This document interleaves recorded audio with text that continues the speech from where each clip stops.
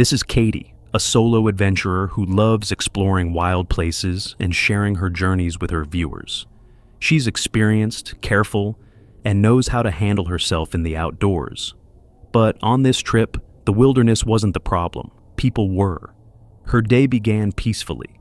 A long hike brought her to a scenic lake, where she took a quick swim and let the calm water wash away the heat of the trail. From there, she continued deeper into the woods, searching for the perfect spot to set up camp. Eventually, she found a quiet clearing surrounded by tall trees. As Katie began gathering wood, she noticed something unsettling. I think I'm gonna go ahead and set up right here. It's lovely and flat.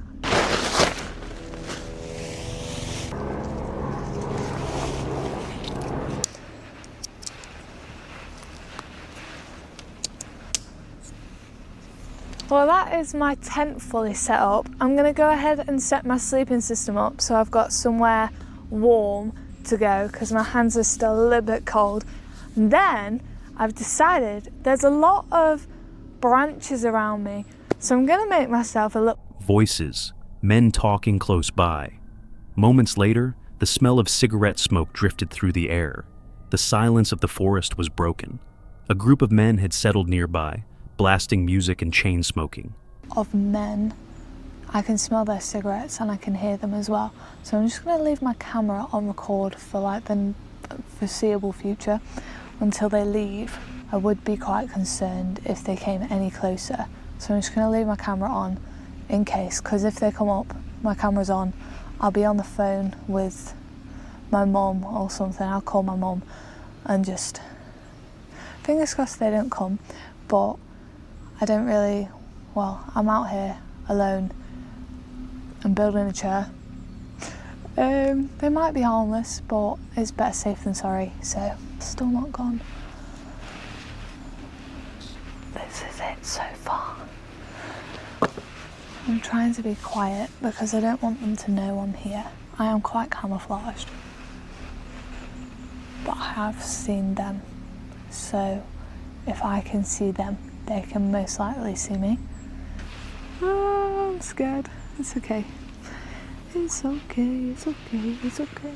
Anyone solo, if there's a group of people near you have every right to be concerned, because they are quite scary. I don't know if you can hear that, but the scary men are now playing music and smoking cigarettes. Okay, if you're playing music on a speaker, loud, in a forest, which is very peaceful, and chain smoking cigarettes, you're not good vibes. If you can hear that, I'm sorry, because it's also ruining my time. The carefree night she had imagined was already gone.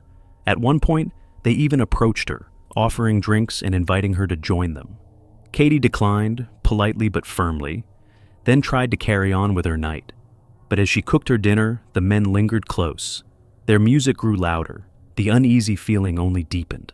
When night fell, she retreated to her tent, hoping the noise would die down. It didn't. I finished. I do believe it's time for some dinner. An update on the men. They are staying over there, probably about 50 meters away from me. They came over to say hello. They said they saw a light, which is this light.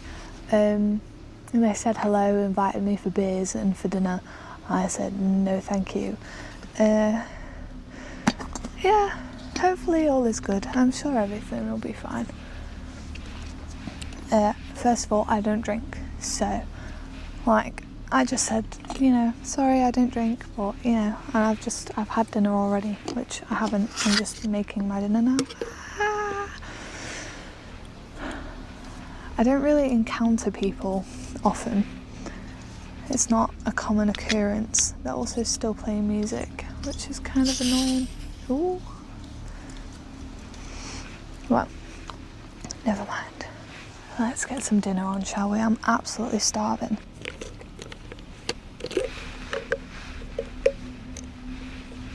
Right, well, I'm in my bed now. Oh, I'm quite impressed with my chair, actually. It's very comfortable. It wasn't difficult to make, and I know how to make it the next time now, so it'll be a lot easier. But I think I'm going to head to bed. definitely going to need some earplugs because there are some idiots in the forest right now playing trance music at almost 10 o'clock.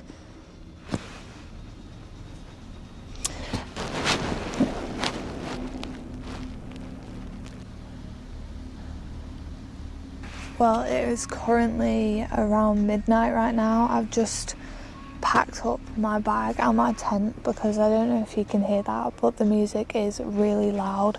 I don't feel safe here, so I'm gonna head back to the car now. I'll see you there.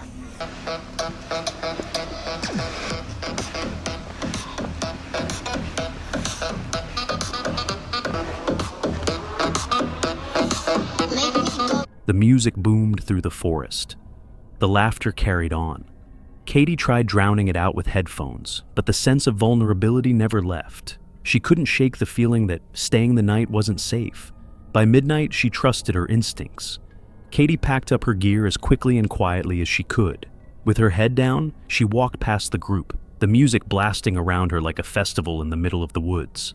She made it back to her car without incident, but the unease lingered. This trip was a reminder that when you camp alone, the real danger isn't always the wilderness. Sometimes it's people, and when your instincts tell you to leave, you listen.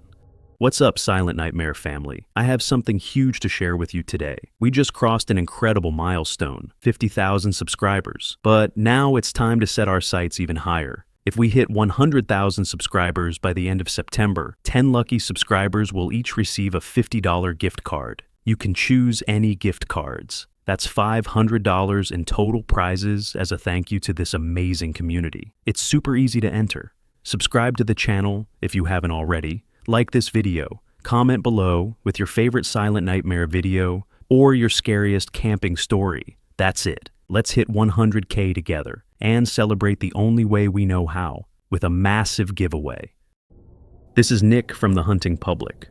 On a recent bow hunting trip, he and a friend ventured deep into the woods. Despite their efforts, the hunt came up empty. So, they decided to pitch a tent and stay the night, planning to push farther into the forest the next morning. What they didn't realize was that they were about to stumble into something truly bizarre. Viewer discretion is advised.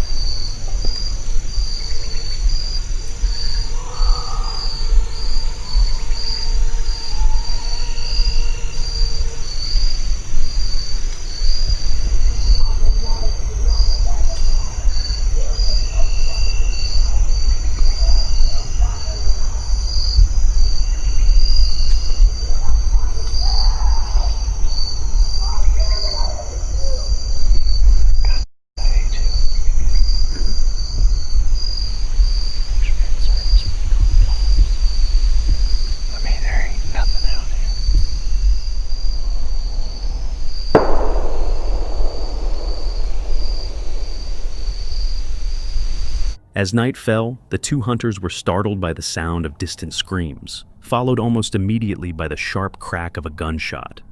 At first, they brushed it off, convincing themselves it was nothing serious. But the uneasy silence that followed brought with it a chilling realization. I keep getting chills all down my back. Yeah. Somebody is screaming at the absolute top of their lungs over there. Very not good obscenities to someone else. Right before that last gunshot, it sounded like a truck revving up or something, like in gravel, throwing gravel or something. Yeah. And then that gunshot was like, that one sounded like a rifle. Yeah. That last one, all the other ones sounded like a handgun. That last one was like, pow. You could make out a few things they were saying. It wasn't good. Things we won't repeat on here, but it was like blood-curdling screaming. I've never witnessed anybody screaming like that.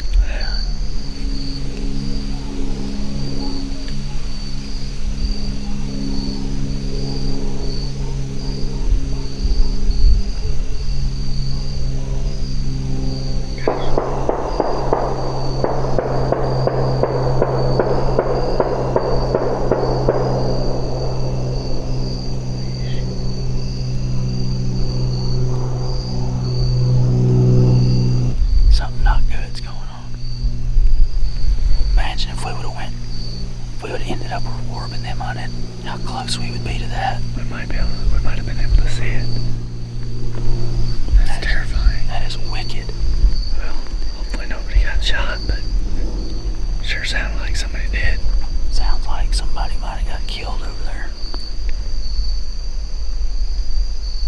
Something wasn't right. The tension only grew when a series of gunshots ripped through the air, echoing across the woods. The screams seemed to linger just long enough to send a shiver down their spines, leaving both men shaken and unsure of what was unfolding around them. Eventually, they decided they couldn't ignore it any longer. They contacted the authorities and made their way home. I've heard some stuff that I feel needs to be reported to the police department. Okay. Me and a buddy were hunting, and at about 6:45, we heard gunshots, which is not uncommon, but then for 30 minutes straight or so, there was lots of screaming and just people, obscenities, and it sounded like something really bad was going on over there, and there was 20 or more gunshots ended up happening, and then I could hear vehicles taking off and coming to a halt, and we didn't know what to do, and we had no service, so we're trying to report and see if anything had been reported about there. I have pins dropped on a map about how far we were from where we think this was occurring. My name is Nicholas Andrews. Still disturbed by what they had heard. Strangely, nothing was ever found. So, what do you think happened out there? Were those screams from someone in real distress? And were the gunshots aimed at them? Or at something else entirely? Share your thoughts in the comments below. This is Sam from the YouTube channel The Northwest Wind, known for his stealth camping and outdoor adventures. But his latest trip into the Cleveland, Ohio, was turned into a terrifying ordeal he'll never forget. As usual, Sam starts by hiking through the woods, scouting for a spot to set up camp for the night. He finds a promising clearing until he notices a weathered, abandoned tent lying eerily close by. Shrugging off the strange find, he sets up camp anyway, though he can't shake a growing sense of unease.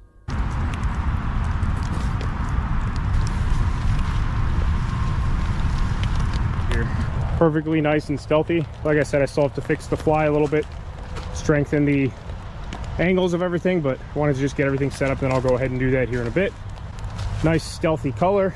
I know there's no foliage right now, so like I said, I'm gonna tuck that probably up against this tree flat, and I'll put the pelly case inside of it, so it'll be behind the tree, so anyone that walks up over along here, I'm pretty far back off the trails, at least the main trail, but anyone that comes back here probably will not see me from afar, especially once there's foliage and whatnot. This thing is very, very stealthy. Once his camp is ready, Sam begins cooking. The forest feels off.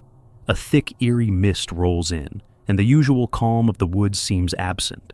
Feeling like somebody's watching me, and it's like very, very strong feeling, like hair on the back of my neck standing up.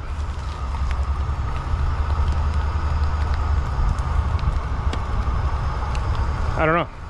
I just keep feeling like I'm being watched or something, though. I don't know.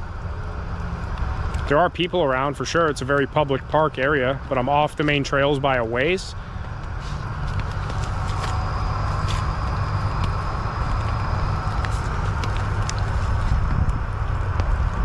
It's also very dead back here and foggy too. I don't know if the camera picks up the fog, but there's fog rolling in like everywhere. It's just kind of creepy, I guess, but it's getting dark. Gonna be fully dark here in about 10 minutes or so. Somebody just walked by. I don't know if they had a dog or not, but they definitely didn't see me, but I could barely see them. The tent does not sit high at all. I've been sitting on my pelly case. This was while I was eating, just finishing up eating. I don't know why, I'm just spooked. I haven't been saying that, but I've been spooked since I got here. I keep feeling like somebody's watching me. And then seeing that person. I know it's a public park, but still. Take that in here. That's a little jam. Night falls, and the feeling of being watched deepens. Then he sees it. A figure walking past, seemingly unaware of him. Sam's heart races, but he tries to calm himself, lying down in his tent. That's when the real terror begins. Hey, hang on. I don't know if they could see it or not through the tent. I don't think so. I'm leaning right up against the light, but somebody's walking around out there very close to the tent.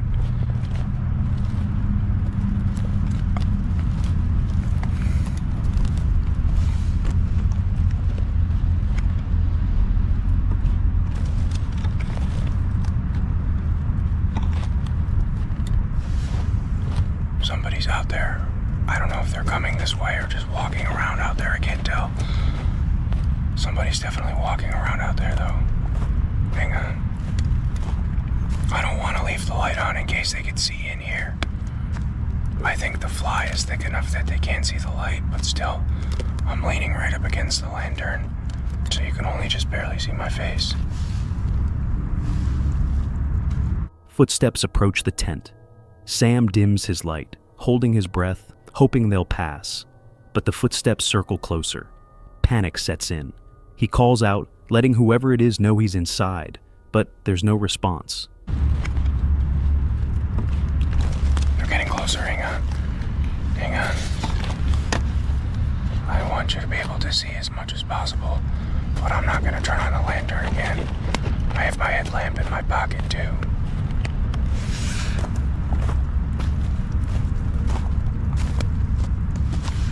They're really close now. They're like, listen.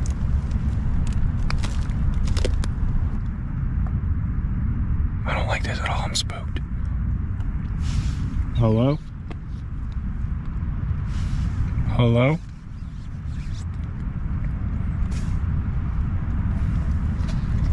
I think there's two people. I can't tell. I can barely hear them talking. They're whispering. I think there's two people. Hello?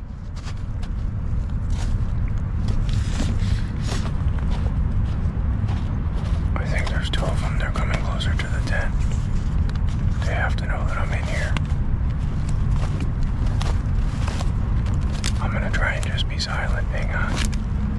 They're walking around outside in circles.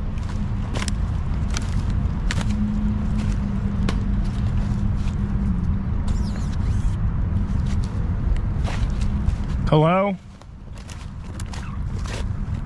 Hello? Alright, I don't like this. Hello? Hello? They're touching my tent. Stop.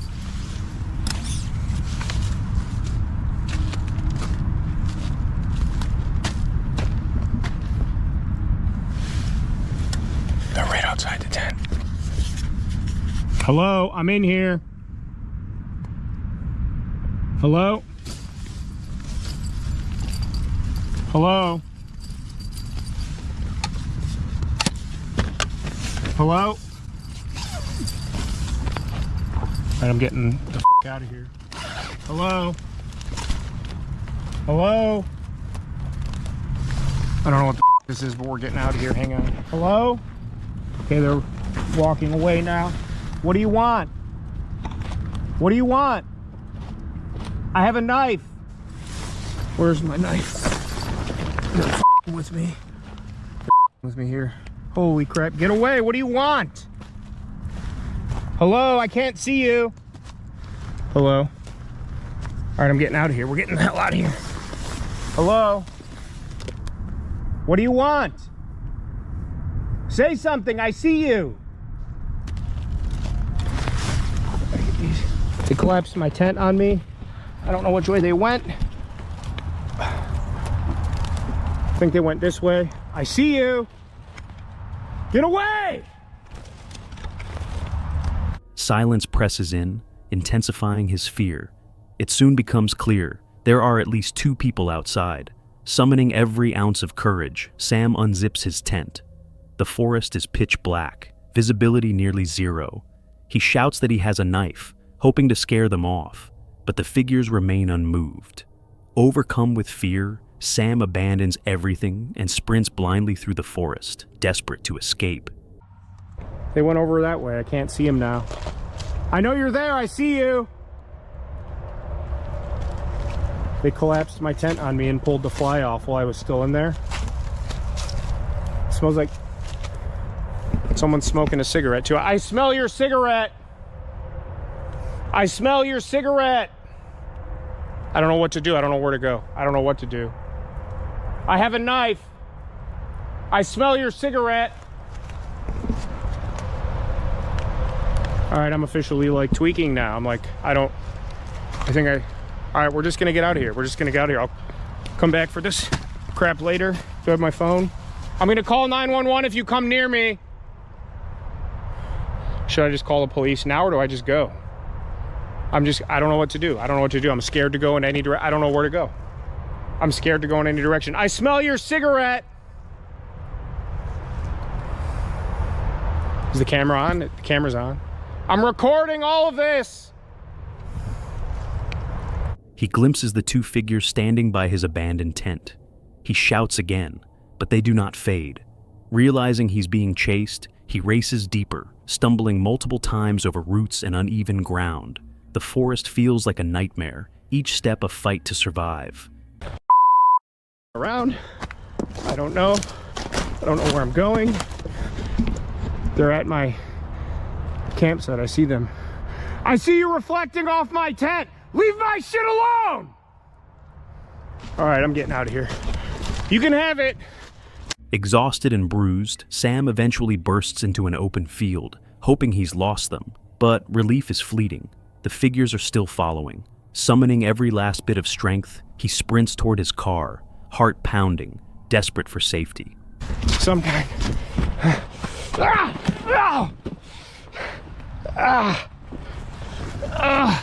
I just ate. I'm soaked. I'm toast. Okay, oh, they're coming. Leave me alone! Okay.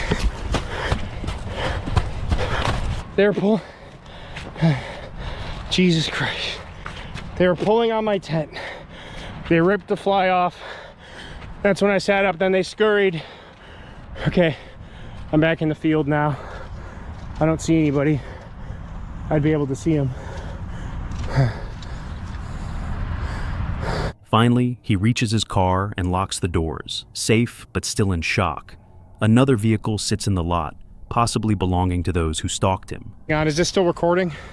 Is it still recording? Is it still recording? Right at the edge of the wood line. It's about 150 yards away. Hang on. You see that? I see you! I can see you! Oh, it's getting bigger. It's getting bigger. All right, let's get the out of here. I don't know if they're like after me or something or what the happening. We're getting the here. It's getting bigger. They're coming this way. Holy I don't like this. I'm calling the police.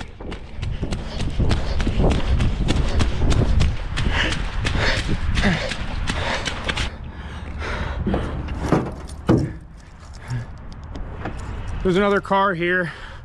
Okay. This is okay. All right, we're getting out of here. All right. Lock my doors. What the fuck? What the fuck? I'm soaked. Where's my phone? Everything's muddy, disgusting. My knee, I'm soaked. I gotta go home. All right, let's drive out of here. I'll record again in a minute. We made it out though. My gear's still back there. My tent, my dry bag, sleeping pad. I don't see anybody coming or anything. I don't know what the they're doing back there. And they were messing with my tent and throwing stuff at the tent, walking around it in circles and stuff. With no time to waste, he drives off, still processing the terrifying ordeal. The next morning, Sam returns to gather his gear. Everything is wet, trampled, and damaged. The eerie sight only solidifies the horror of the night he survived. He leaves the forest behind, alive, but haunted. Who were these mysterious stalkers? And what were they planning in the dark woods of Cleveland? The questions linger long after the fear has faded. Meet Chris, the lone investigator behind the YouTube channel NKPS Paranormal, known for his real-time explorations of haunted and remote places. On June 16, 2025, he returned to a dense forest in Kentucky. One he had visited before, but never dared to spend the night in. This time, however, he chose to push further, setting up camp deep in the woods, completely unaware of what the night would bring. I'm hearing stuff walk around the tent. I've got the knife here. protection. Also got the PP back here, the gun, GUN. But that, you hear that noise between the frogs? I think that's a coyote, but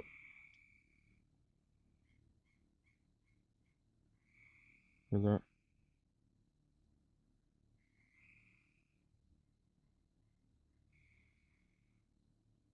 I don't know.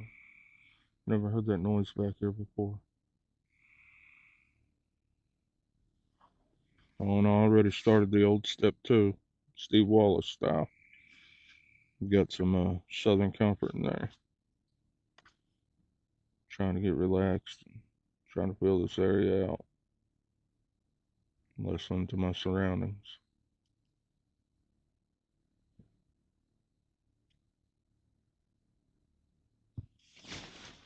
Somebody out there?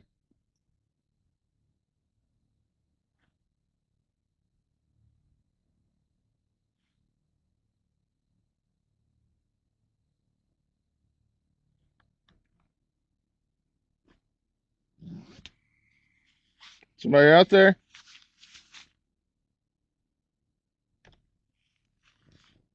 Armed and confident in his ability to protect himself, Chris wasn't easily shaken. But when a strange sound echoed through the trees, unlike anything he'd ever heard before, it left him unsettled. Trying to dismiss it as something ordinary, he carried on, never suspecting that the most disturbing part of his night had yet to begin. And then we're gonna call it a night. Hey! Hey! What the fuck was that? Jesus Christ. Something just literally jumped on this tent. Despair. Who is out there?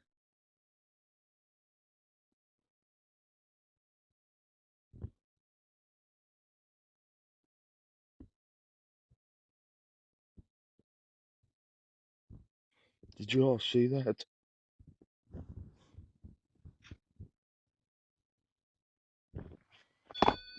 Okay, we're gonna put 7.8. This shit's going haywire. This stuff's going haywire. This stuff's going haywire. This says despair, skeleton, leave. I'm gonna tell you, I'm shook up, guys. Seriously, I don't have a clue what that was. Whatever it was is big. Later, while lying in his tent, Chris felt the weight of something land on top of it, silent, deliberate, and unexplainable. The chilling sensation lingered in his mind, no matter how hard he tried to rationalize it. Driven by a mix of fear and curiosity, he set out into the darkness, scanning the forest for answers. Yet the woods remained eerily quiet, offering nothing. Drained and uneasy, Chris eventually returned to his tent, though true rest never came. The fear of the unknown pressed down on him until dawn finally broke. As sunlight filtered through the trees, he packed up his gear and left the forest behind, carrying with him questions that still had no answers. Exploring with Angelo is a Canadian channel led by Angelo, who ventures deep into remote wilderness areas where breathtaking beauty often comes with a sense of isolation and unease. In this video, he's chosen a particularly ominous destination, a lonely stretch of the Mabu Highlands in Cape Breton, a forest whispered about for sightings of something large, unexplainable, and possibly dangerous. This time, he's completely on his own. With daylight slipping away and no signs of civilization, Angelo begins searching for a place to camp, driving deeper into twisting dirt roads where trees grow close and the air hangs heavy. The highlands are stunning, rolling hills, rugged cliffs, occasional open pastures, but the deeper he goes, the more the beauty begins to feel isolating. After a long drive along winding coastal roads and dense forest tracks, Angelo finally reaches the stretch of wilderness he's been aiming for. Okay, yeah, I don't know yet where we're stopping. I haven't decided. Well, this just got very sketchy. Some of the roads here are not the best, and I hate heights, and I also kind of hate having to drive through areas that have heights. But it kind of looks like there's a spot further up ahead that there's actually maybe one or two, so that's kind of ideal. But Yeah, this is definitely a wilderness area. All right, let's let that catch, and then we'll add bigger pieces.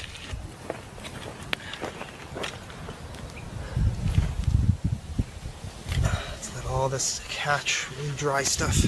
Wood is cut. Now we just gotta set up the tent, Starlink, and then get ready for dinner. Whew. Got a fair amount of wood, actually. The only issue is that a lot of it, like I said, is softwood, so it's gonna burn hella quick. Get out of here, mosquitoes. The smoke is working on that side, not so much on this side.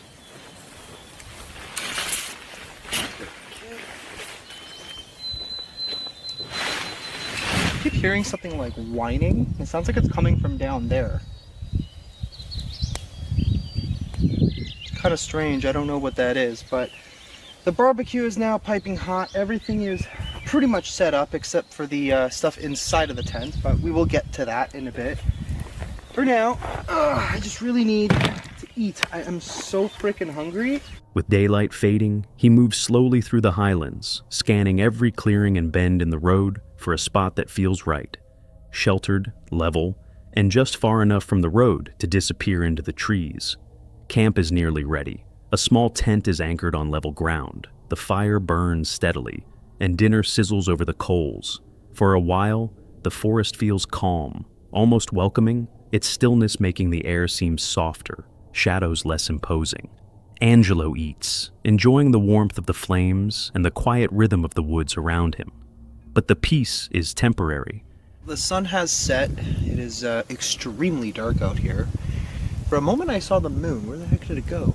So just kind of sitting here and just kind of enjoying the quietness. It is getting a little bit breezier, but it's not that cold. It's actually quite enjoyable. It's quite nice. That was one of my favorite spots.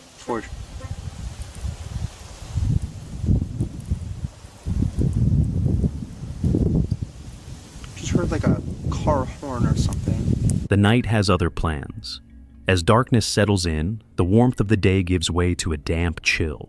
He changes into heavier clothes and sits by the fire, listening. Stories of the place echo in his mind. Locals speak of a hairy man, strange knocks in the woods, the feeling of being watched. So far, nothing has shown itself, only a strange honk from somewhere down the road. Angelo walks to the edge of camp, scanning the tree line. No headlights, no vehicles. Just the forest holding its breath. He brushes it off, but things are only getting stranger. Alright guys, so tent is ready. Figured I'd grab this in the meanwhile as well, just in case we need it. Because we don't know what's out here. I mean, if there is a Bigfoot, this is probably the area. I mean, there are, like I said, rumors of people, of hikers, like seeing something and hearing something or feeling watched, that sort of thing. So I don't really know, but let's try it with the rocks, I guess, for now. I was gonna start building a fire pit, but to be honest, I don't really have enough rocks available. So, all right, Bigfoot, if you're out here, show yourself. All right, Bigfoot, let's go.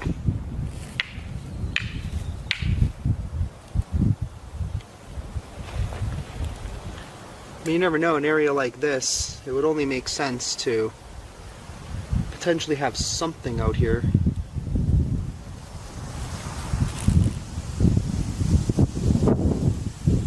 Man, that wind is really picking up tonight.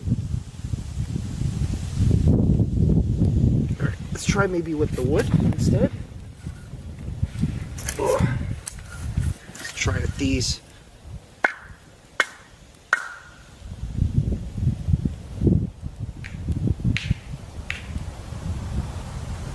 Okay, that was something. That was legit 3 knocks down in that direction. Testing the local legend, he strikes 3 knocks. Moments later, 3 knocks answer from the darkness. The rhythm is exact, the source hidden beyond the reach of his light. Instantly, his instincts sharpen. Every sense is on edge, but this is exactly why he came here. Cautiously, he moves closer. Then he hears it. So we heard a few knocks. Let's see what might actually be out here. Bigfoot? I mean, something was knocking out here. Repeatedly, so... Fuck, it's creepy out here. Definitely gotta be careful, because there's definitely some dangerous wildlife out in these parts.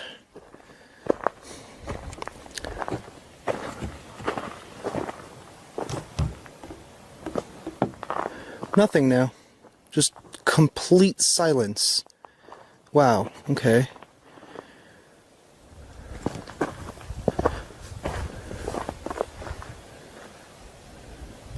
Come here. What in the... What was that?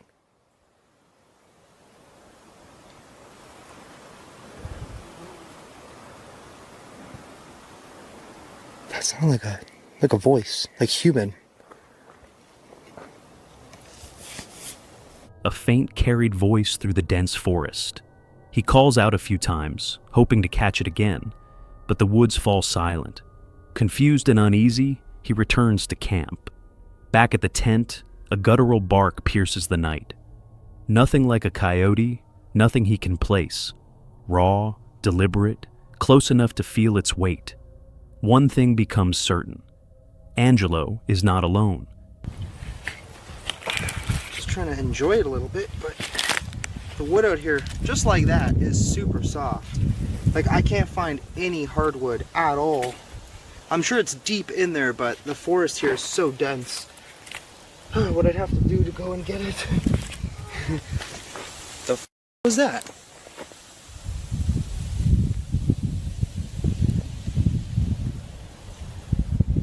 Sounded like something like barked almost. What the hell was that?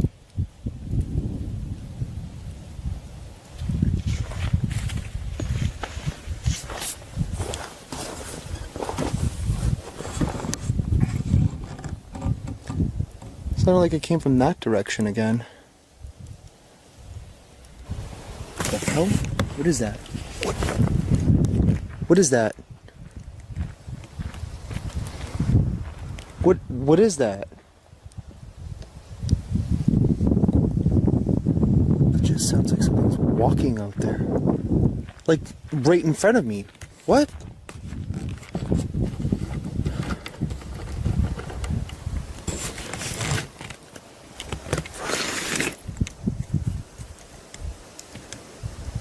It legit just sounded like there was something right there.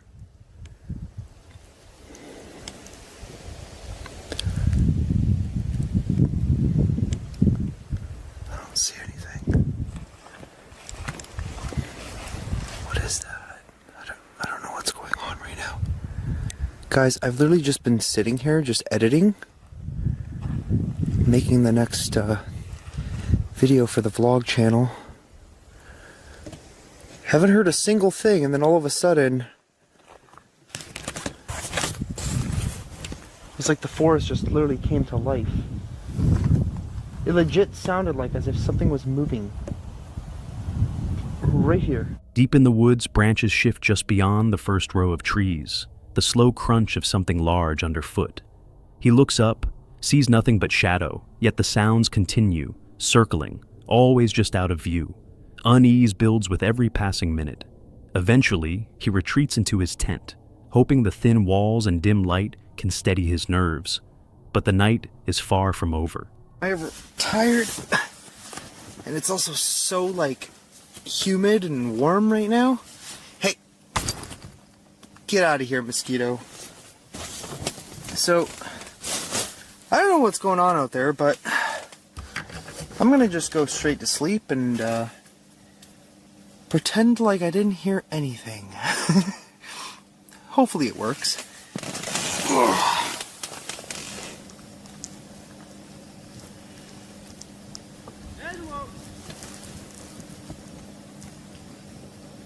What the hell was that?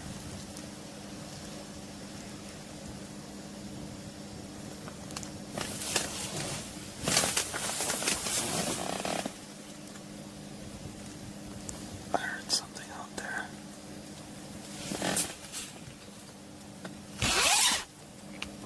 I don't see anything. It legit sounded like it was just down there. You know what? I am not going out there. I don't know what the hell is going on tonight, but this is mildly disturbing.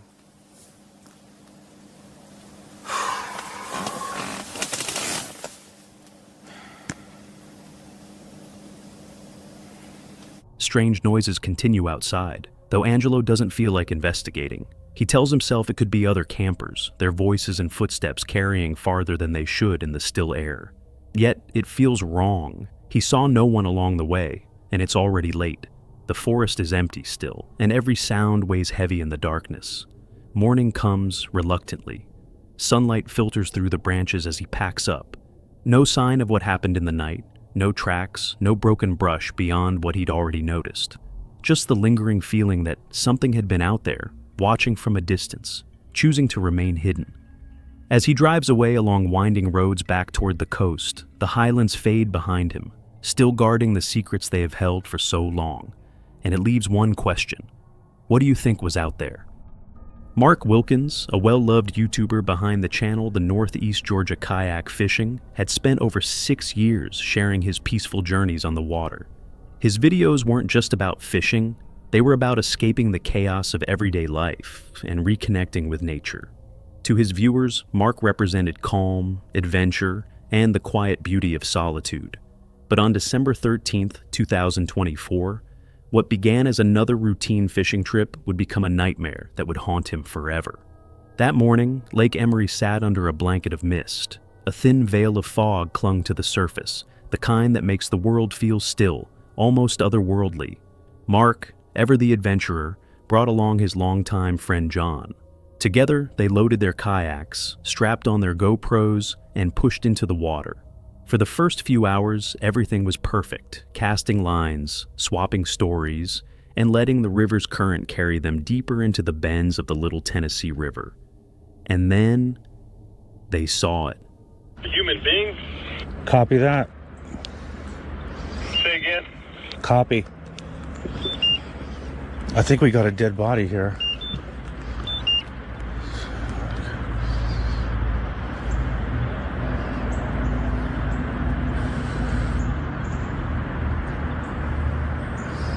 Yep, we do. A dead body. Oh my God, a dead body. I found a dead body. Oh my God, a dead body. I gotta call the police.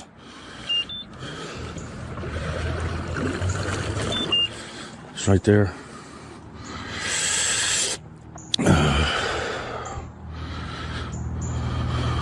God, a dead body. Call 911. I don't want to sit here and poke at it. 911.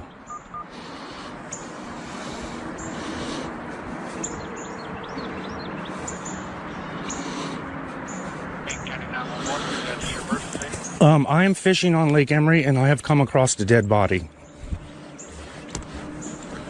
We're out on Lake Emery. I am putting at the boat ramp and I was going down towards the discharge, the water station discharge, and I'm kind of in between the discharge and the boat ramp, heading down towards the dam. Okay, are you in the water? Yeah, I'm sitting here looking at it.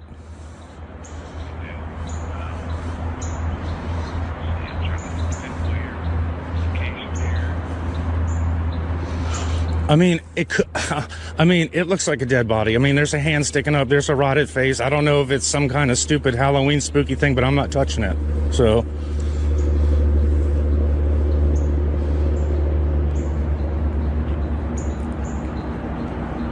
Okay, what was your name, sir? My name is Mark Wilkins. It looks like it's been here for him. 5051 or 5005, your phone number. Yes, sir. John, go up there and look at that and tell me what you think. No, you can see his face. I mean, I thought it was like some kind of yard decoration or something, but I don't know, dude. That looks pretty dead to me. That looks like a person. Yeah, like it's been here for a minute. Oh my God, dear Lord, please rest that person's soul. Oh. Let's I mean, I saw that hand sticking up and I was just like, is that some kind of Halloween, like, spooky yard thing that ended up in here? Right. Because it is small. Yeah, it is. But I looked at the face, dude. It's definitely a person. Hey, and there's shoes at the boat ramp, dude. There's just a pair of, like, little Crocs, not like a girl-sized Crocs just sitting there at the boat ramp. Weird. What's there's a report of a girl missing? Yeah, it was like a young, it's hard to tell by that face. It was like a young girl, but there's no way that would decay in that fast. I mean, I don't know how long they said she was missing in that little thing, but. Yeah, this looks like it's been there a minute. Yeah. Thank you. I'll call you if I need it. Okay. Floating ahead was a shape that didn't belong. At first, they thought it was debris. But as they drew closer, the horrifying truth revealed itself. It was a young girl, lifeless, motionless. Her life ended far too soon. Stunned, Mark and John immediately called the authorities. Within minutes, police arrived, confirming what the men already feared. Further up the riverbank, investigators found a pair of shoes believed to belong to the victim. Who she was, how she ended up there, and what exactly had happened remained a mystery. The peaceful waters of Lake Emery had instantly transformed into a chilling crime scene. Shaken but cooperative, Mark and John gave their statements. Later, Mark uploaded the footage to YouTube. His subscribers flooded the comments with support, hearts breaking for the victim, while praising the men for their composure in such a tragic discovery. In the weeks that followed, however, Mark found it nearly impossible to return to the water. His once serene escape now carried the weight of a nightmare. Though he continued to post, his tone had shifted. Behind his smile, there was always a shadow. Behind his words, a heaviness. For his audience, that video became a stark reminder. Nature, as beautiful as it is, can also conceal unspeakable darkness. For Mark, it was more than that. It was a turning point, one that changed him forever. His love for the outdoors remained, but now with a deeper purpose, to cherish every moment and never take safety for granted. This is Ashley, a YouTuber from the popular channel Brothers Wild, sets out on what seems like an ideal solo adventure. Known for documenting his trips with friends, this time he's going alone. Little does he know, this will be the last night he spends in these woods. The day begins peacefully. Ashley sets up camp, gathers wood for the fire, and enjoys a warm dinner by the crackling flames. Everything seems calm. He settles into his tent, ready for a peaceful night's sleep. But as he prepares to drift off, a terrifying sound erupts. I just heard like a loud bang.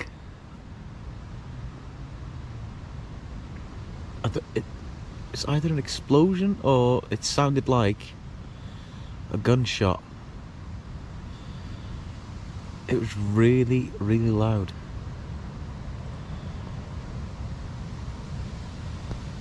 Wow. That's unnerved me. Really loud. Really loud. So it looks like the storm's like holding up tonight. It's not too bad at all. So yeah, I'm quite cozy. A bit of rain, but no, nothing worth writing home about. But yeah. So even though I'm solo camping, it's quite nice, like quite relaxed. Just had a phone call from my brother now. He's in Chicago, obviously, so it would have been nice. Ah! What the hell was that? What? Go away! Loud and unexplainable, right beside his tent. If you listen closely, you can almost hear it. Obviously, so it would have been nice. A deep, unsettling noise that echoes through the quiet darkness. Already on edge from what he thought was a gunshot earlier in the night, Ashley panics. He abandons his tent and everything in it, sprinting through the dark forest, desperately trying to find his way back to his car. That was by far the scariest thing that's ever fucking happened to me. Shit. I'm trying to run through mud.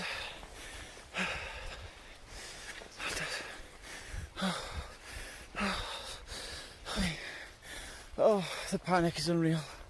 I don't even know where I am. Right, try and find your bearings, Ash. Oh shit. Where are we? Where are we? That way? I don't know even. It's not that way. Shit, where am I? Fuck, I can't see a thing. Heart pounding, he races through the trees, his only goal to reach safety. Every shadow feels alive, every snap of a branch a threat. Fortunately, Ashley makes it out of the forest unscathed, but the chilling encounter leaves him shaken, vowing never to return to those woods again. Dee has been living on the road for years in her self-built van, lovingly named Lady Bugout. She's shared countless adventures with her audience, but in October 2021, she uploaded a video about the single scariest moment she's ever faced while traveling. The day began like any other. She parked, went for a short hike, and soaked in the fresh air. But by the time she returned, the weather had shifted. Awesome night. I'm here for a couple nights, heading up north again. It's cooler by the lake here. I'm in Oklahoma, and just wanted to show you guys what I get to enjoy for the next couple days.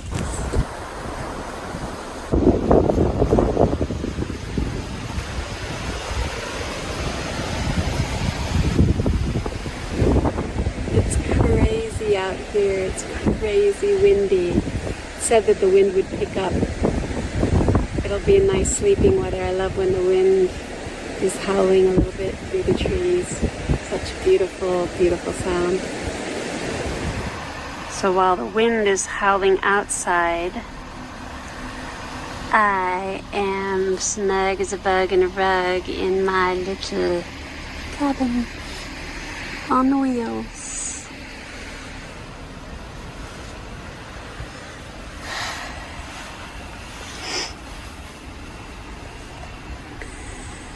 There's another camper right over there. It's a tent. They came in today. Can't believe that they are camping in this weather in a tent. I'm surprised that their tent is still up. Actually, I don't know if it... The wind picked up quickly, howling through the trees. By evening, Dee sat inside her van with the door open, letting the breeze swirl around her. It felt oddly calming, almost soothing. She had no idea how quickly that calm would turn into chaos. In the middle of the night, the sound of sirens ripped through the air. Her phone buzzed with an emergency alert, tornado warning.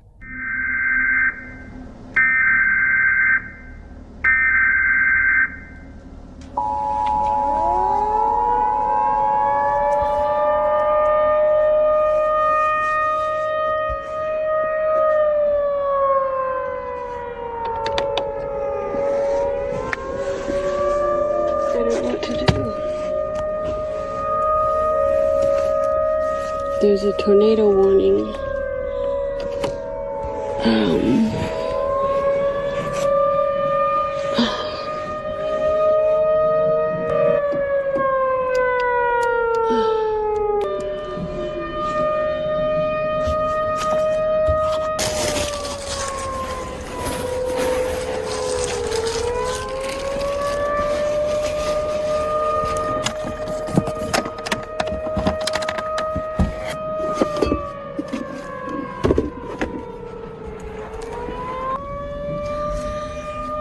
So there was a severe thunderstorm warning, tornado warning, issued just a minute ago.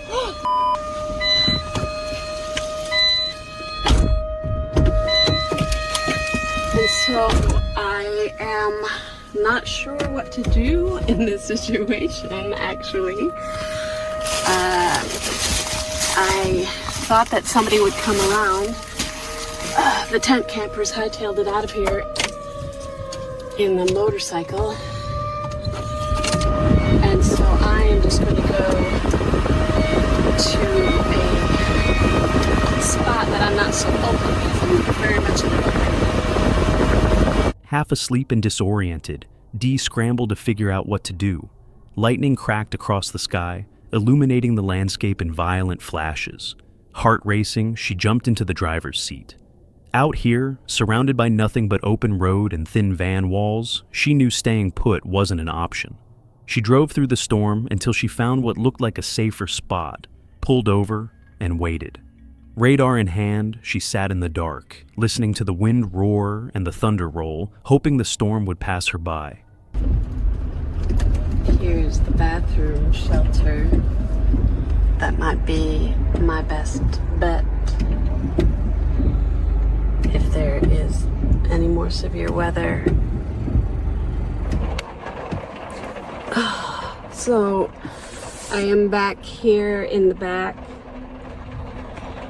It's just raining lightly now. I drove over to where there's a concrete bathroom shelter in case sirens go off again. It's the only place that I saw that was remotely a shelter, but it seems like the worst of it has blown over, and so I feel like I'm safe. I'm just going to remain alert and awake tonight. Check the weather every so often, but it seems like the front moved by pretty quickly. That's always the part where the tornadoes form, between where the cold and the warmer air is, right at the front, and that was when the sirens went off. I looked at the radar and it was right over us. So I think it was just to alert us that there could be possible tornadoes and to watch for them and to be awake. So I am now awake. I thought I'd show because I have talked about other situations of preparedness, and weather preparedness is something that I haven't covered, mainly because I try to stay out of weather like this. And I did. I checked the radar and it said that this front wasn't moving in until much later today. It's about 2:30 in the morning right now, and the weather alert was issued at 1 a.m., 12:55 or something like that. And yeah, that is something Sleep was out of the question. By morning, she was safe. The tornado had missed her, but the experience left her shaken. Out on the road, storms don't just test your van, they test you. And when nature decides to remind you of its power, you realize just how small and vulnerable you really are. Jasko built his channel on the strange and unsettling, urban legends, abandoned places, and forests whose reputation stretched far beyond their tree lines. Often accompanied by his friend Chris, he adventured into countless locations where the line between myth and reality felt dangerously thin. His audience came for the tension, the atmosphere, and the unsettling possibility that some of these stories were true. This trip, however, was supposed to be simple. A night of camping in the mountains, deep within a forest long whispered about for disappearances and violent pasts. No investigation, just an overnight stay. From the moment they arrived, the forest didn't feel peaceful. Among the wet leaves, half buried, they found a flashlight and a woman's purse, its contents damp and scattered. Is that a flashlight? Yo, what? Guys, we just heard a scream from down this trail, and there's a purse and a flashlight on the floor. I thought that was like leaves or something.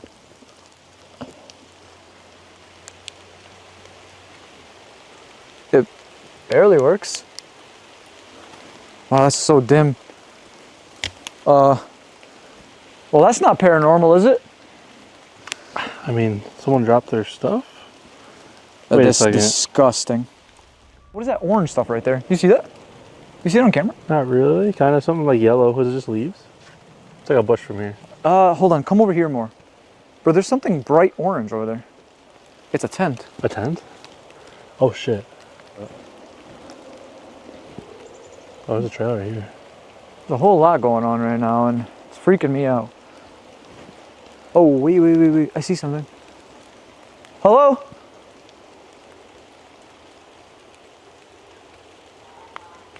A voice. Yeah, 100%. Hey, you alright? Are they literally camped up on the trail? It looks like it, but they can't, there's no way. They're not going to block a trail. We can walk these trails. Yeah, your sister did it the other day. Hello? It's kind of freaky. Unless they didn't expect it to rain. Oh, this is so weird. Bro, can we just look around for a second? Make sure there's not someone like watching us or something? Like, no, seriously. Yeah, look around, look around. Like, double check, dude. This is not normal. Actually, let me take my phone out. I'm gonna zoom in on my camera. Well, also, like, this isn't a campsite. It's just a walking trail. I mean, I guess they are off trail, but like, barely. I think the law is like you have to be, I think it's 50 feet from a trail. I think so. Okay. Hikers don't usually leave things like this behind, and certainly not in this condition. Whatever had happened, it was recent enough for the items to remain free of moss or decay.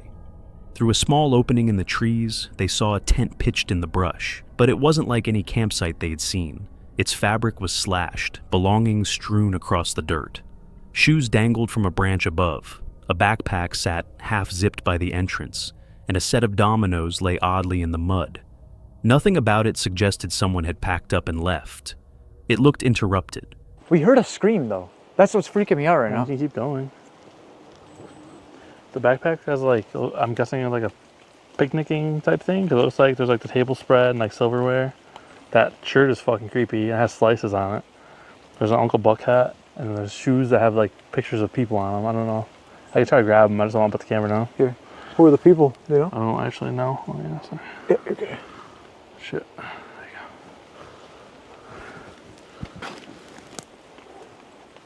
you go. I think that's Everybody Loves Raymond. I'm not sure. No, hold on. I think that's Lucifer. I think that's the main character from Lucifer. But he was never a doctor.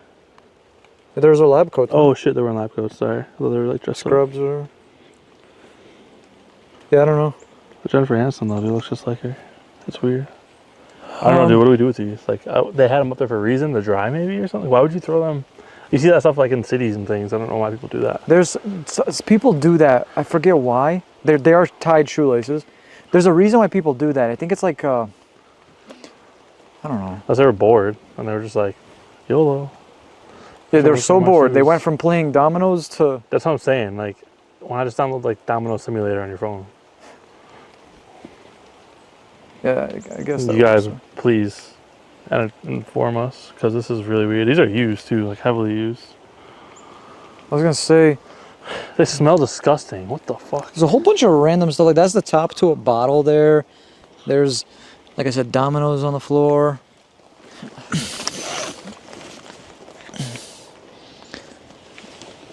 Oh, this is so disgusting. I'm literally getting... Sorry. Oh my god, look. There's literally holes and rips everywhere. I just realized something, Chris. Come here for a sec. What? There's a trail behind the tent. Look. Yeah, there is. It goes somewhere. Oh, is it, those little footprints. Those are footprints. And those look fresh. We can go check that out. Can try. And lingering in their minds was the echo of a distant scream. The forest suddenly felt alive with secrets. A narrow trail behind the tent led further in, marked by fresh footprints spaced in a hurried rhythm, as if whoever left them had been running. I'm honestly torn on what to do. I'll be 100% honest, I have no idea. I don't know either.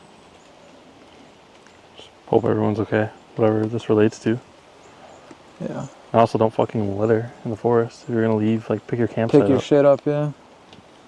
Well, the question arises now, do we just call like the park rangers and have them take a look at this? Maybe possibly write up a report or something. And well, if there wasn't like a cut up tent and shirt and like actual belongings, we didn't hear a scream and gunshot, like I would probably be like, eh.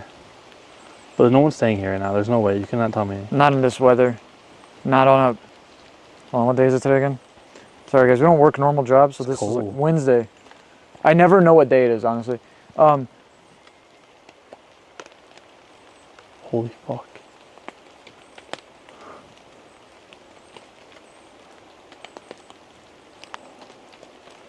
You can't make this shit up. What was that?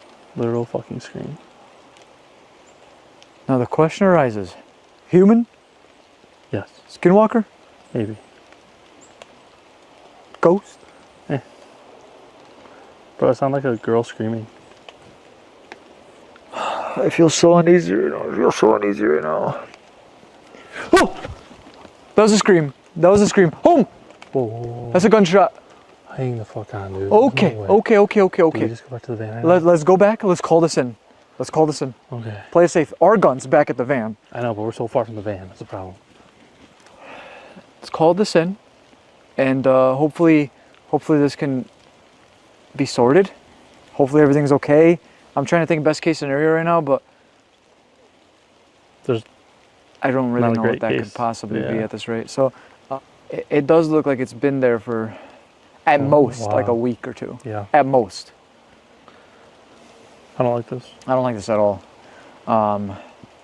So yeah, let's get out of here, and then I'll see you guys soon, all right? Then came the second scream, louder, closer, and a gunshot. The timing was too precise to ignore.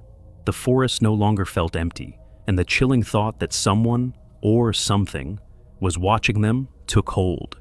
The only choice was to return to the van, keeping their eyes locked on the tree line all the way. Guys, so now we wait. We just called it in.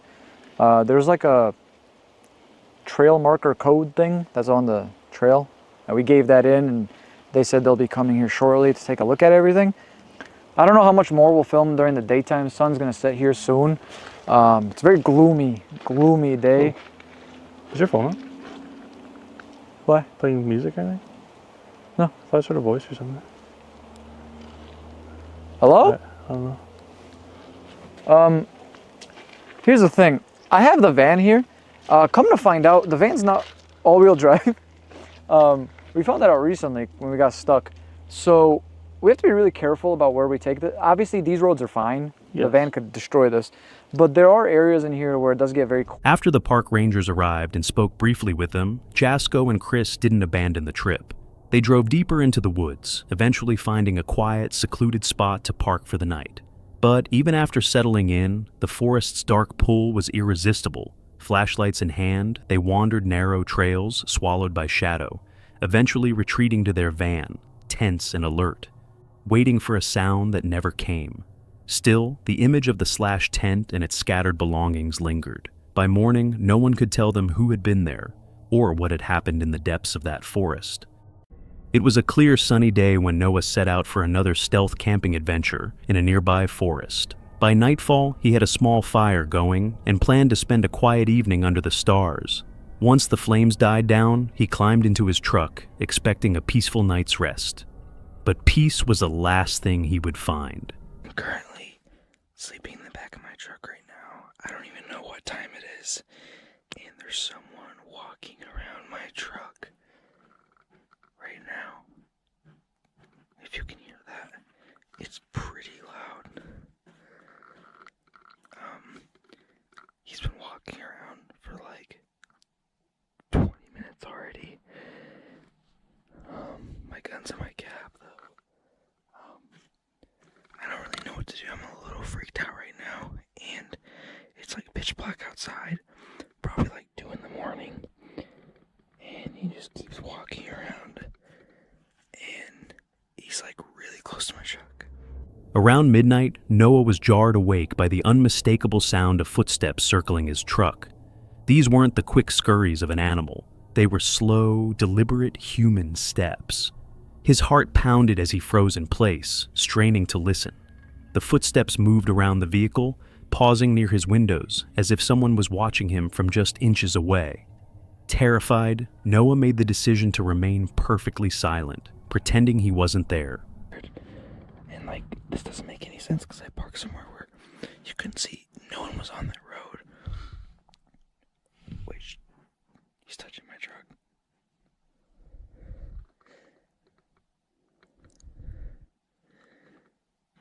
He's literally touching my truck. How am I supposed to get him away? He's literally knocking.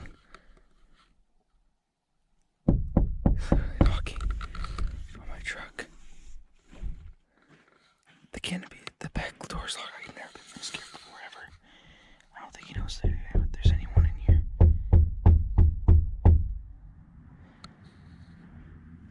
I'm so scared right now. I wish I brought my gun back here. He keeps walking around. I don't get it. I'm like, how is he not have noticed? Doesn't make any sense. I'm gonna try to see if he goes away eventually. We'll see. He's literally peeking through the door right now. I've never been this scared ever. So, the current time is 2:30 in the morning right Still walking around my truck. I'm gonna try to see if I can flash my light to get him scared. So he runs away. There he is. Oh my god. Oh my god. For 15 agonizing minutes, the unseen figure lingered outside, circling, waiting. And then, just as suddenly as it began, the footsteps stopped. Whoever it was, they slipped back into the night. At first light, Noah wasted no time. He jumped into the driver's seat and sped straight home. But when he inspected his truck later that morning, what he discovered was even more chilling. He was trying to peek in my truck quite a bit with all these marks. I didn't even notice until I got home. Handprints there, a lot of scratches, stuff like that. Dragging his finger on my side of my truck. Well, looks like to be trying to get inside my truck. That's really all I could tell from when he was walking around. That's new. Don't know how that got there. More handprints trying to get in my truck. At least the back canopy was locked, but yeah, that was the result.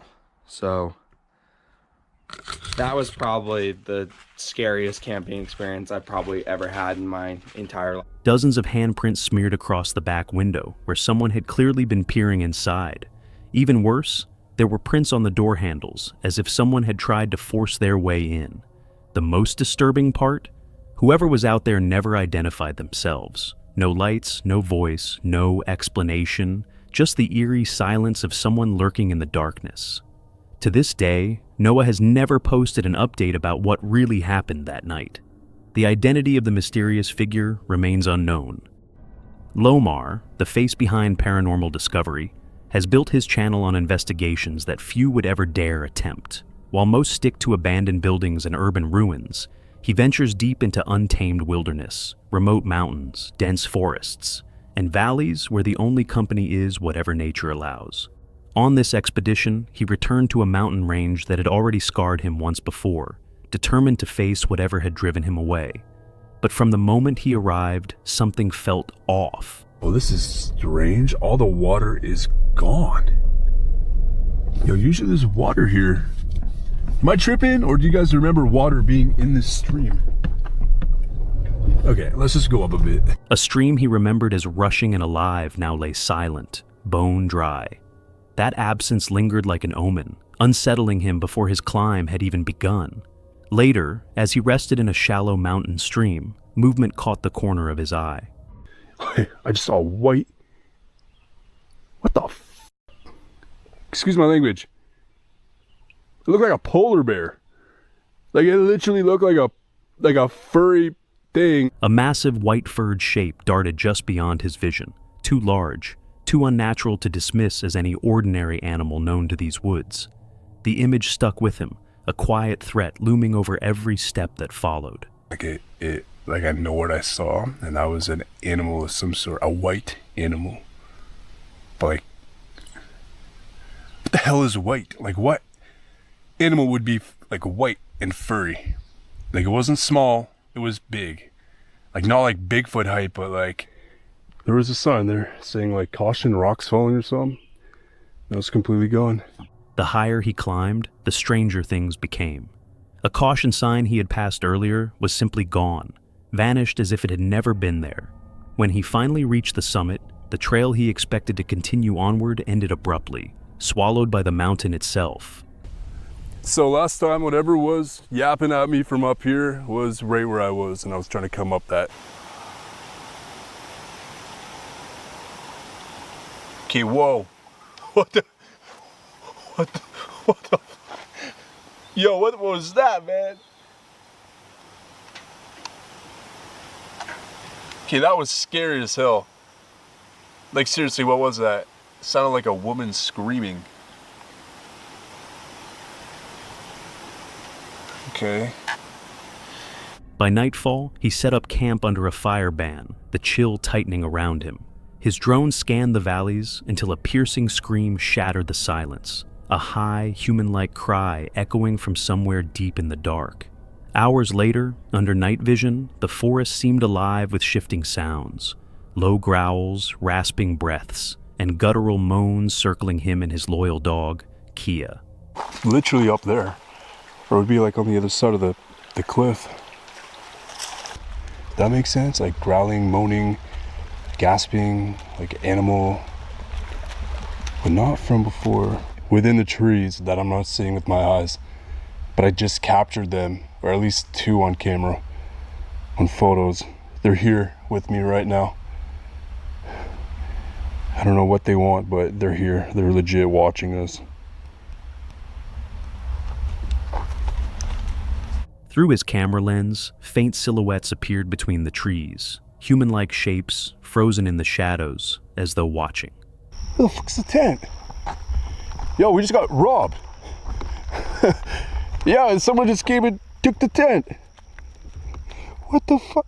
Oh my. When he returned to camp, his unease only deepened. His tent was no longer where he had pitched it. It now stood several feet away, inexplicably moved. Approaching cautiously, he saw pale shapes pressing against the fabric. Who's in the tent? Come on out. I literally see like weight in the tent. Who's in the tent? The noise was him. It's a porcupine.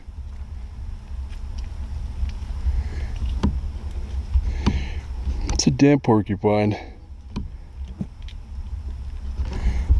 That's actually like on a scary note, like pretty, like... Bracing himself for an intruder, he pulled it open, only to find a porcupine inside. An almost absurd explanation in a night filled with impossibilities. But the strangeness didn't end there. As of right now, legit, I'm getting freaked out. I thought I was hearing some stuff, like some stuff down there, but legit, I don't know, I keep feeling like that could have been like in my head, or like a dream or something is circling our tent right now. I do have a night vision on the other side as well. So the DJI handle stick is a charger that's dead. The camera batteries only brought 2, and those last like 6 hours each of video time straight, I believe, or maybe like 4, but still, I shouldn't have ran through 2 of those. Yeah, something's draining our stuff, so I legit have no other camera but this one left. Alright, I think it's time to hit the hay, get some more sleep, and At 2:37 a.m., loud movements outside stirred Kia into a frenzy, her ears tracking something unseen in the darkness. Reaching for his cameras, he discovered every battery drained, stripped of power in minutes. It was as if the night itself had turned against him, erasing his means of proof. From the glimpse of a massive white creature to the echo of a woman's scream, from watchers in the trees to drained equipment in the dead of night, every moment layered upon the last, building a steady climb toward dread. In that mountain silence, Lomar realized not all dangers strike with claws or teeth. Some simply watch, waiting, making their presence known in ways that defy explanation. This is Nolan. He's no stranger to urban exploration. Over the years, he's spent countless hours wandering through abandoned buildings, peeling back the layers of forgotten places alongside friends who share his curiosity. But this trip would remind him just how unpredictable and unsettling these locations can be. One night, Nolan and his friend Dan set out to explore an abandoned high school known as Gary High. The moment they stepped inside, the air felt heavy. This looks like some sort of break room, maybe. Got a couch over there.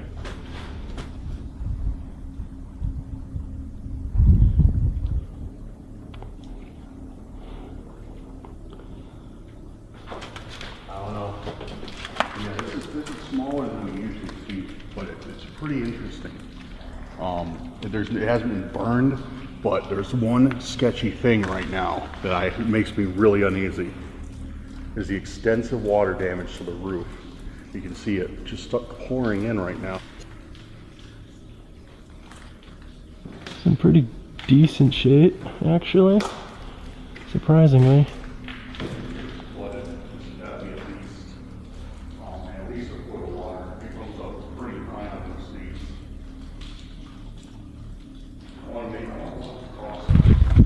You're kidding me.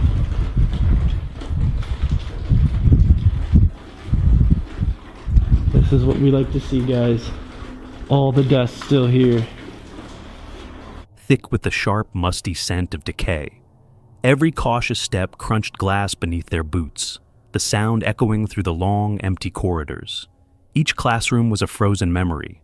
Desks overturned, papers scattered across the floor, graffiti scrawled across walls faded by time. At first, it was the kind of eerie silence they had come to expect. But that changed when they entered one particular room. That's pretty tasteful. Probably knows. There was like books on the window. So there's a homeless guy in that room, and I almost opened the door. That was so sketchy.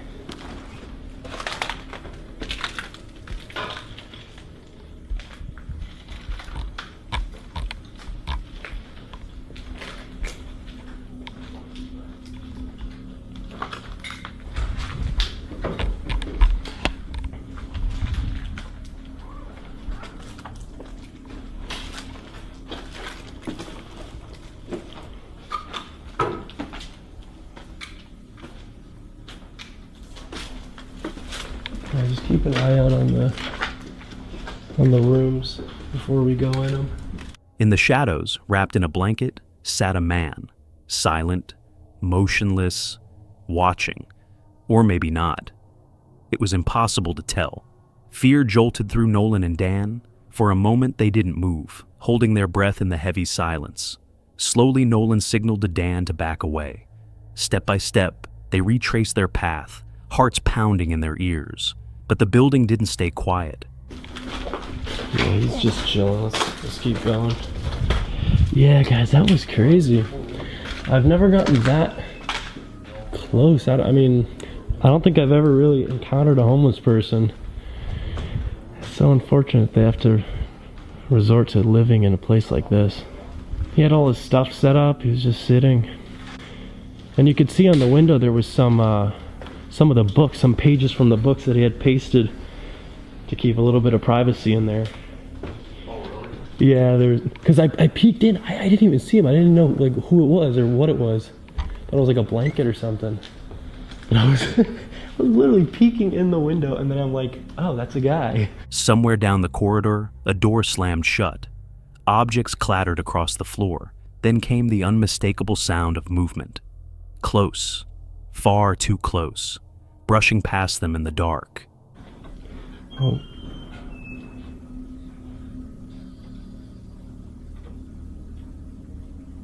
Maybe our friend came out.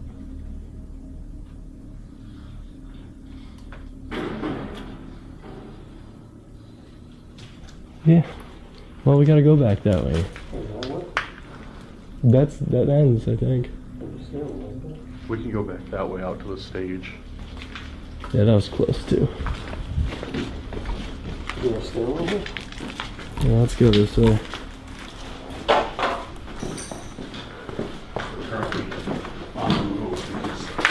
Yeah, they sounded reckless.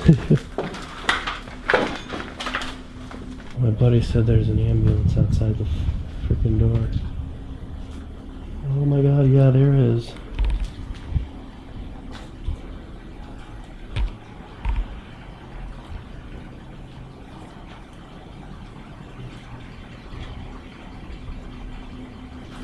Yeah, that's weird. Alright, we're gonna go try and find another exit.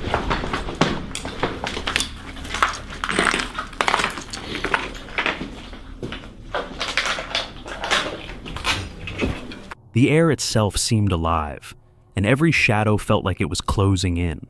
Through a cracked window, they caught sight of something that only deepened the mystery. An ambulance parked just outside. Had someone been hurt? Was the man in danger? Or was there something else in the building, something that had triggered the chaos? Nolan and Dan didn't stick around to find out. They found another exit and slipped into the cold night air, their adrenaline still surging. That night was a harsh reminder. Urban exploration can be thrilling, but sometimes it isn't the crumbling walls or collapsing floors you need to fear. It's the people you might find inside. Urban exploration is a channel devoted to uncovering the forgotten, the abandoned, and the unsettling. Its hosts, who remain anonymous, have built a reputation for going where most people would never dare, driven by curiosity, instinct, and an unshakable urge to confront what hides in the dark. On this particular night, they added a new twist to their investigations by using the Randonautica app, a tool that generates random coordinates to see where chance, or something else, might lead. Before setting out, they paused to pray, their voices low and deliberate, as if acknowledging that the places they sought might hold more than just dust and decay. Whew. Dear Heavenly Father, Jesus Christ, please be with us tonight. We don't know what we're about to go to, so please give us protection. Please protect all who watch this video as well. It's through you, Christ, we know that all things are possible. Now, Rob and I decided, so many people were asking us to do this Randonautica app, see where it takes us, but we went to 4 locations and they were all creepy.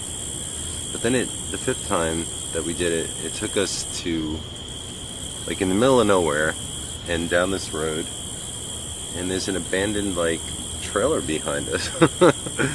Now, I don't know what to expect. Rob doesn't know what to expect. We were very reluctant to, alright. So there's this field, but there's a house back there, and it's obviously occupied. Very odd. Okay, so the first place is kind of a bust. So it did say creepy. That is a creepy place. Right. So it's not like the experiment's still going on. Right. It still fits the criteria. It fits the criteria. So we're gonna try a new place. Now the way this works, again, guys. Like this is the app. Like, look how weird that looks. Right. And then it tells you to concentrate on what you're thinking. So we're gonna concentrate on. That's crazy. Whoa, bro, that is a creepy place. Look at that one. People live there, man. Wow. How do you live in there with no walls on the side? I mean, really? I mean, wait a second. Look at that house. That house is like halfway up on cinder blocks. Are we here? Yeah, it's this spot right here. It took us here, guys. Private property. Wait a second. It probably took us to this place. Back there. What is that? I think that's where it's taking us. Yeah, that's it. Okay, now. Do you think that's a man? I don't know, man. It's really hard to say. Alright, so this is the location it took us to now. The problem is that we can't tell if it's abandoned now, but it does look like the grass is cut, so. At first, the app led them only to disappointment. Suburban neighborhoods, well-lit homes, nothing close to the eerie, abandoned settings they had hoped for. But each false start only deepened their determination to find something real. As night fell, the atmosphere shifted. Their car cut through long, empty roads, the kind of off-the-grid territory that feels a world away from safety. Then headlights appeared in the rearview mirror, bright, steady, relentless. The vehicle followed each of their turns, its persistence far too precise to be coincidence. Whether it was paranoia or pursuit, the sense of being hunted became impossible to ignore. Eventually, the coordinates brought them to a narrow, forgotten road that ended at a decaying property. Wait, this is it? What is that? It's just the woods, bro. No, there's a mailbox there. Or a wall. Well, it used to be a mailbox. Oh. So this is where the Randonautica took us on our 5th attempt. Okay. Hey, there's a place right there. Look. That's an abandoned house. Dude, it's freaky right now. Guys, this is so weird. Okay, we're gonna do this, I guess. Alright, so the lawn is not cut.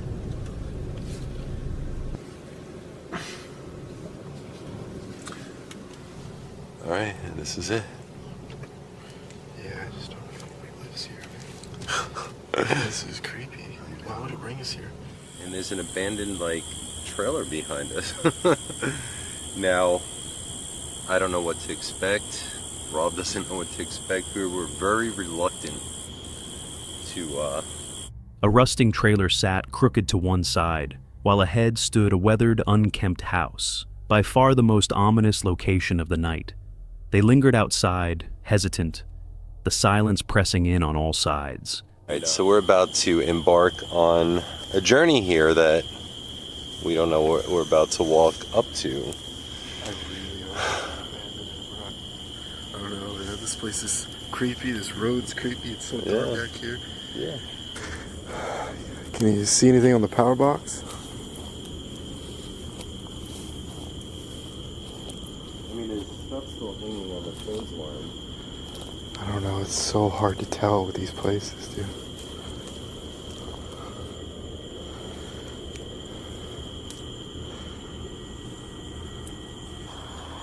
Alright, we're really proceeding here very slowly. The walk toward the house felt like stepping into a place time itself had abandoned. Then the stillness shattered. From inside the structure came a sudden, violent crash. I heard something in the house. I don't know if it was somebody, but I heard like a boom. Excuse me, that smell is... You heard a bang in there, right?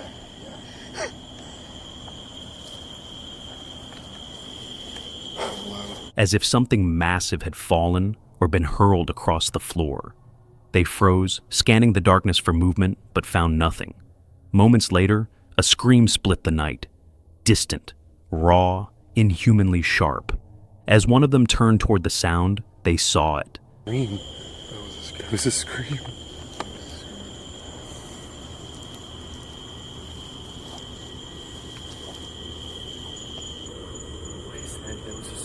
Car, just go to the car, go to the car. There's somebody by that fence back there, bro. Somebody, and they're coming this way. They're coming this way. Let's go. Hold on. They got a ways to go. A shadowy figure standing motionless by the fence line, its shape barely distinguishable from the dark, but unmistakably watching them. That was enough. Instinct screamed for them to retreat. Sitting down the road there, just watching us with its lights on, but now there's a problem. My camera stopped working entirely. Now I have 2 brand new batteries. Wait, maybe it'll go on now. Okay. Work? Okay. All of a sudden it just started working. We were sitting out here for like 10 minutes trying to figure this out. As they pulled back, their camera abruptly failed. Dead battery, no signal, only to flicker back to life minutes later with no explanation. Look, it keeps coming back. See that, guys? Okay. All right. Now, I don't know what we experienced just now, but what happened was we were at the house. Look at this, just sitting there. It turns around and then it comes back and then it shines its lights on us. And I'm freaking out because that car keeps coming back now. You can see the headlight. See, look, he just turned around again. Look, there he is again. Okay. Look, now he's going that way. Yep, same car. He'll come back. Hold on, guys. We'll be right back. And I don't understand this. Like, man, see, here he comes again. You could see the taillights at the end of the street turn around, and then a car keeps coming. I'm gonna show them. I keep showing you guys in case there's a dead end. There's a car that rides up and down the street continuously, and it's got the necrophonic app. Can you tell us one about this house? Tell us about this place. Is there anything going on there? And who's in the car? See if you could tell us about that. Who's in the car? And more importantly, who was by the fence? Who? Can you tell us about the house?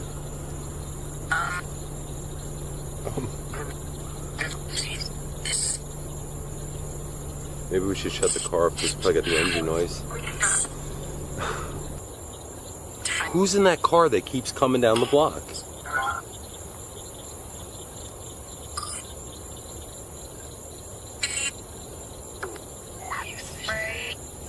Who is by the fence?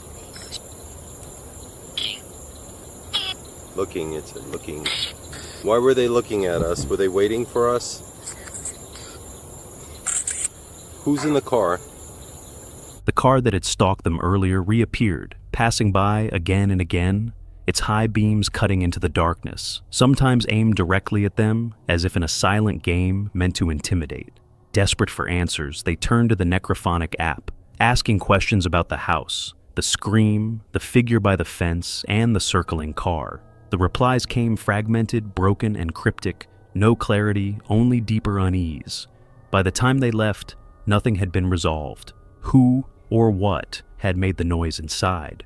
Who screamed in the woods? And who had been standing in the shadows, watching? The answers remain out there, somewhere on that desolate property. What's certain is that some nights don't just give you footage. They give you a truth you can feel in your bones, that you are not alone. And sometimes someone or something wants to make sure you know it. Day's Dark Adventures is known for quiet, solitary escapes into the wild, often with her loyal dogs at her side and her van as home.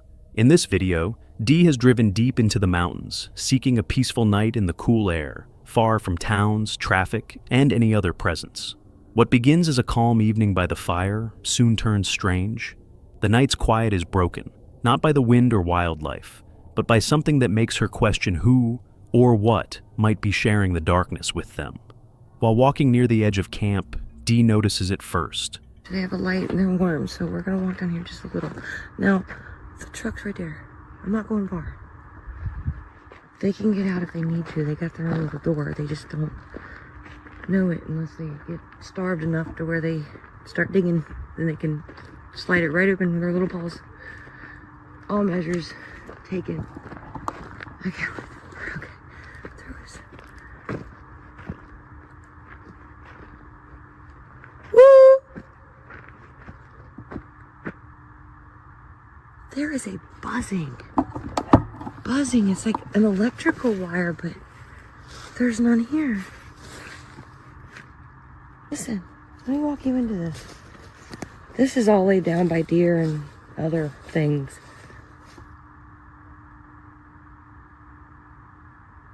Dude, it's electrified. A faint, constant buzzing. It's almost electrical in tone, but there are no wires, poles, or running water to explain it. The sound shifts as she moves, growing louder in some spots, fading in others. The ground beneath her feels charged, as if standing under high voltage lines, yet the sky above is clear and still. Then it intensifies.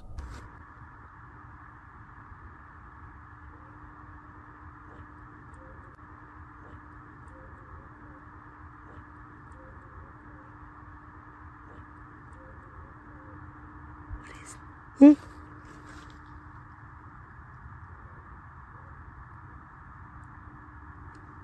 What is that? It's dude. Is it in the? Is that what this is? Dude, it's getting louder over here. I don't know what's happening. The only thing else I can. Stick's breaking. Hello. What is making that noise? I don't understand. The static sharpens, crawling into the air around her, as if its source is just within reach. Still, there's nothing to see, only trees, curling fog, and the unsettling sense that something unseen is moving with purpose. The sound is unlike anything she's encountered, and in this isolated place, it's profoundly unnerving. Despite the growing fear, Dee's curiosity pushes her onward. She keeps investigating, trying to uncover whatever is making the eerie sound. But unease grows, and eventually she retreats to her van. It's coming back.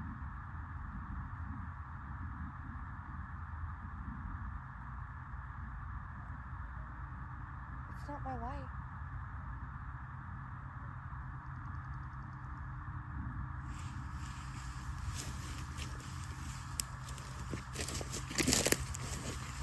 Stop! I'm blinded. I can't fucking see. Huh? The stick's breaking to my left. Shit.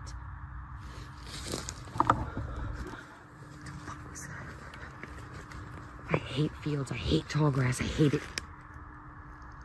I got a yellow spot in the middle of my eyes. Go away, go away, go away.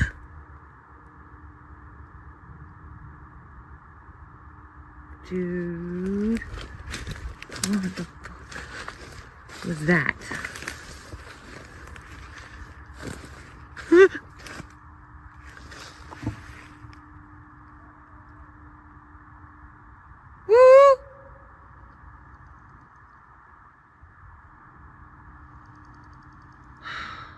I can't see.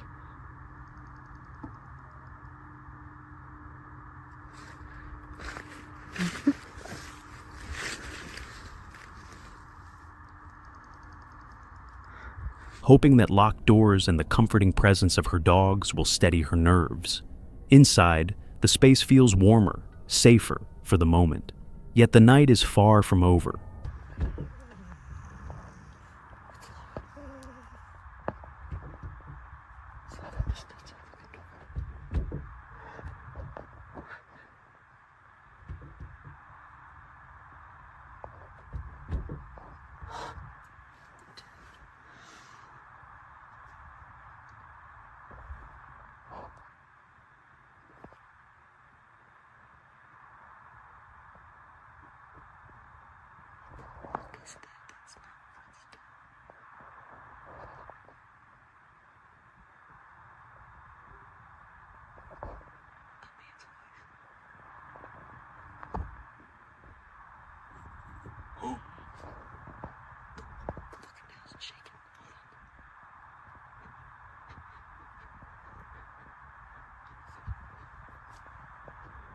Strange and unexplained events unfold slowly at first, then more persistently.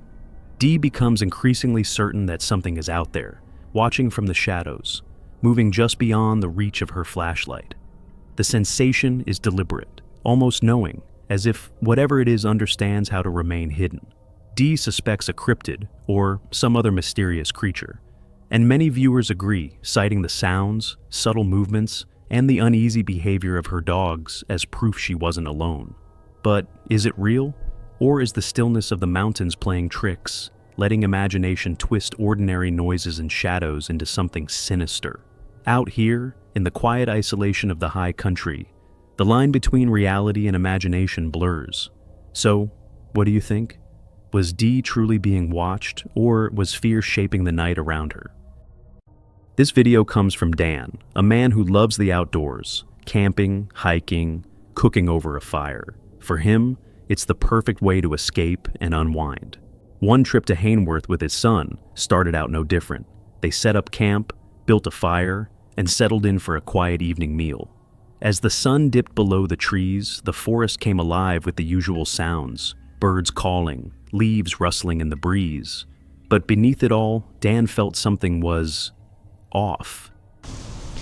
Couple of lads, 3 lads, came up from down this way with a big dog. It's at camp there. They've set a big fire here and gone up left up there. But they seem quite like nice lads, like they're messing about on swing and yeah, just a bit weird, isn't it? Asking us if we're staying at night and stuff. I don't know if it's me just fucking overthinking it, but back now. I don't know.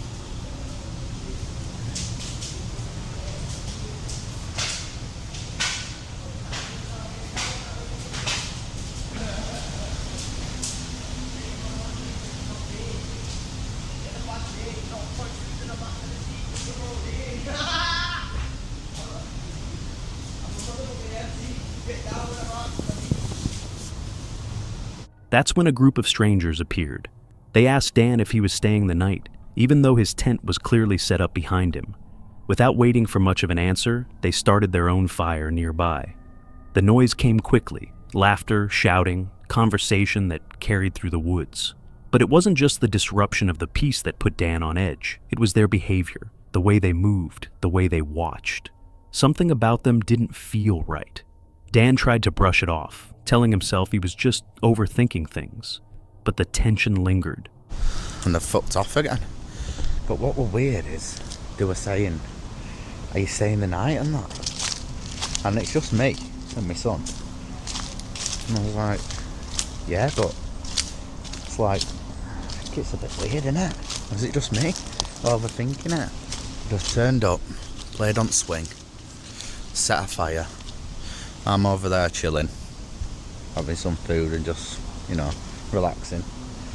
And yeah, they didn't say much. They were, you know, they were nice guys and that, but I'm not saying they're going to do anything or like that, but maybe when it's dark we'll see. Eventually, the group packed up and left, vanishing into the night as suddenly as they had appeared. Dan and his son made it through the rest of the night without incident, but the uneasy feeling stayed with him. Yeah, so I'm just out here chilling, enjoying the fire, enjoying the peace, away from the big city life, like pitch black. It's a lot darker on camera than it is in real life. Yeah, they ain't being back anyway. Thank God for that. Hopefully they don't come back. Don't know, it was just a bit weird, wasn't it? He's staying overnight. Of course, mate, I'm camping. Got my tent pitched. I mean, probably not bad lads, like, but just me overthinking, I think. By morning, questions remained. Why had they asked if he was camping when they could clearly see his tent? What were they doing so close to his site in the first place? The woods can be peaceful, quiet, beautiful, and calming. But they can also make you feel exposed, vulnerable, like someone is watching, even when you can't prove it.